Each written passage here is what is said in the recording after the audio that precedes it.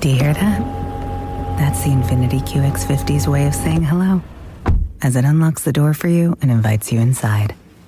Now you're comfortably sitting down and cooling down in your climate-controlled, quilted seat. Surrounded by empowering technology, you can set your drive mode and the mood. When I popped off, then your girl gave me just a little bit in. Baby, so cold. Coming up. He said the only way to really stop it is to bring it out of the shadows, is for people to, as the cliche goes, see something, say something. For Vault Studios, I'm Reed Redmond. You're listening to The Daily Crime.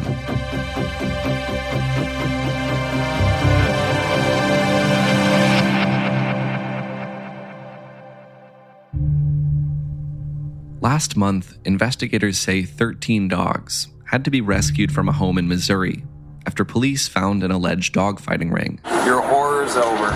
An anonymous tipper led North County Police Cooperative officers to 57-year-old Brian Macklin's house in Hanley Hills last week. Our investigators discovered a plethora of dogs that were stashed in a detached garage on the property location in deplorable conditions. This raid comes more than a decade after the largest dogfighting bust in U.S. history, referred to as the Missouri 500. One investigator who played a role in that case tells local news station KSDK in St. Louis, the recent bust shows dogfighting is still a secret subculture. And it transcends all social and economic boundaries. Do you think that this phenomena, this crime, will ever stop? It's hard to say that it will ever stop, again, because of that passion that the dogfighters have.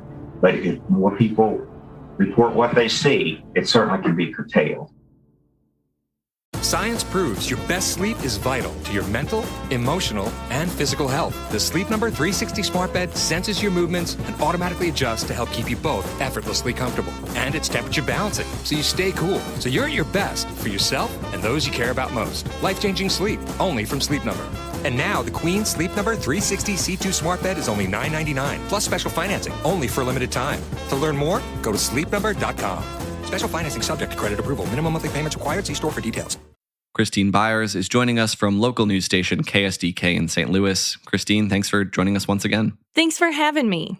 You recently reported a story on dogfighting in Missouri that begins with a list of occupations: a high school football coach, a nurse, a teacher, a CEO, and an auto body shop worker. What do all of these professions have in common? Where did that list come from? So basically, that is a list of professions that dog fighters have had in their daytime jobs, and they moonlight as dog fighters.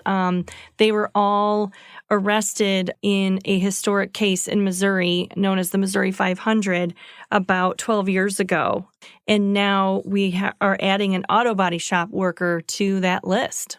And you learned about all of this in talking with someone named Terry Mills.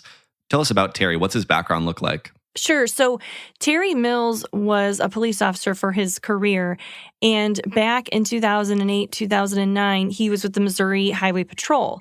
And as part of his assignment there, he detached to a federal task force and went undercover as a dog fighter for about 18 months.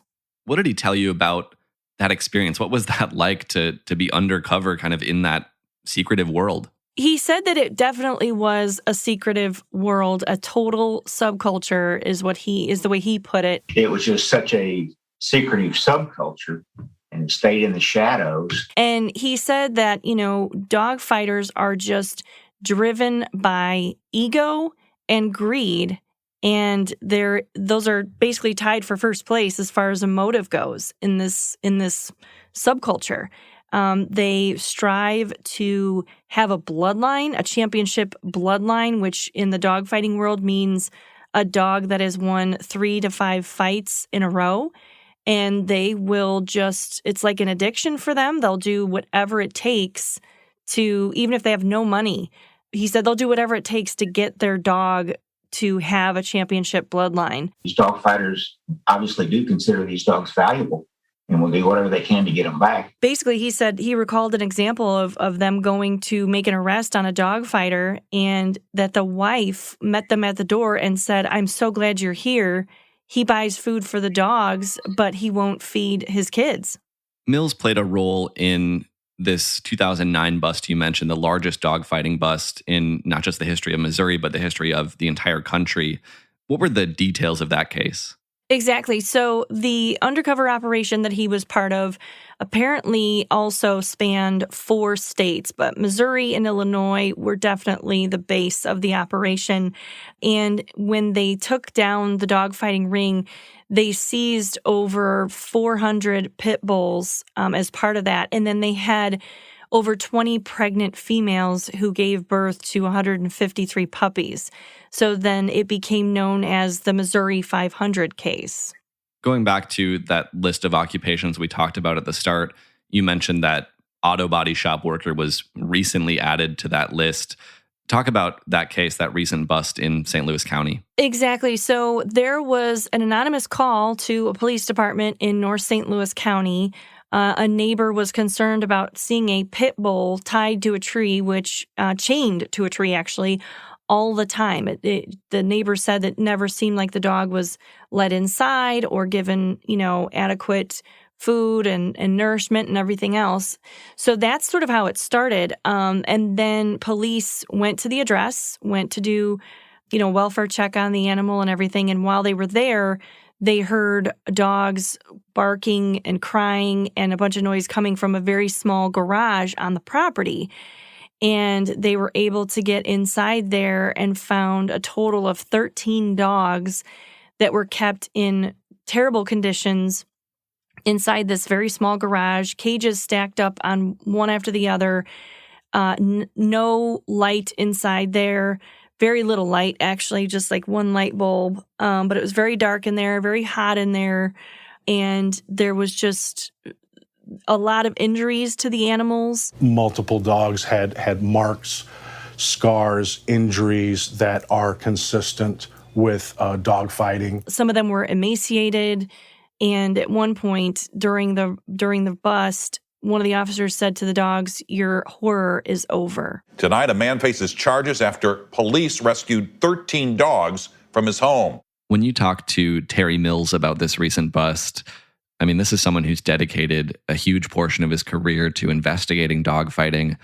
I imagine it's difficult to know that it's still such a persistent problem.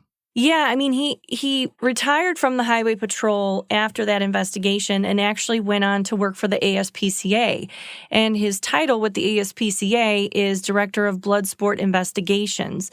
So he, like you said, has definitely dedicated this part of his career to combating this particular crime. And so, unfortunately, he does continue to hear about dogfighting going on all over the country. And he was very disheartened, of course, to hear of another case in St. Louis, in the St. Louis area, where he was very familiar with. But, he also talked about how there will be that one dog that the dog fighter is really trying to make their champion sort of dog, and it comes at the expense of all the other dogs. That dog gets all of the attention, the food, the care, the nourishment, the medicine, everything that dog needs, it gets, and the others suffer. Your recent reporting looked at a couple other big questions related to this recent bust. One is what anti-cruelty laws in Missouri and Illinois look like today, more than a decade after that Missouri 500 case. What exactly did you learn when you looked into that? So basically, there hasn't been a lot of progress. Although Illinois, ironically, has been ranked number 1 in the nation by the Animal Defense League. And this is an organization that looks at laws, anti-cruelty laws across the country, and lobbies for better laws. But they also make this sort of list of the best and worst states in their opinion when it comes to anti-cruelty laws. And Illinois held the number 1 spot for having the best laws in place for about 14 years and was just knocked out of first place and now is in second place by the state of Maine. And then Missouri, however, which was, again, the central focus of the Missouri 500 case, it has not really improved over all that time at all. This last ranking put it at number 34 for anti-cruelty laws.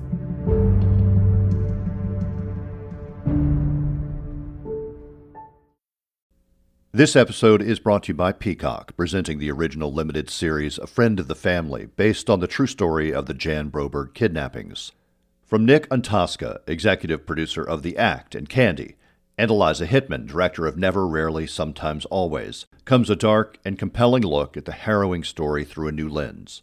A Friend of the Family explores beyond existing coverage of the notorious abductions and paints a creatively ambitious, highly nuanced portrait of a family who survived the unimaginable. Produced alongside Jan Broberg herself and her mother Marianne, the series stars Anna Paquin, Jake Lacey, Colin Hanks, Leo Tipton, and McKenna Grace. A Friend of the Family is streaming October 6th, only on Peacock. Okay, the kids are already asking what's for dinner. But breaking news, empty fridge. That's okay, I'll Instacart. Let's add some organic asparagus and some farm fresh chicken. Easy. Wait, is the oldest vegetarian this week, or was it gluten-free? Gluten-free pasta. Covered either way. Cart it. And finally, some vegetarian gluten-free olives for my well-earned cocktail. When your family's shopping list has more footnotes than groceries, the world is your cart. Visit instacart.com or download the app and get free delivery on your first order. Offer valid for a limited time. Minimum order $10. Delivery subject to availability. Additional terms apply. Another question you looked at is the big question here, why dogfighting keeps happening. Obviously, that's a really complex question, but what explanation can you give for why this continues to happen?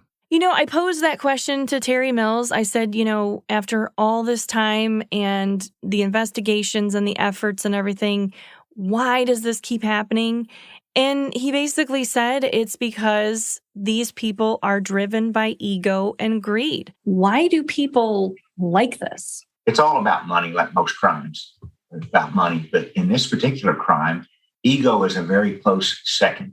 They all aspire to have a bloodline known to the other dog fighters. And that this culture operates in such secret, shadows and that sort of thing that it just continues to go on. It will continue to go on.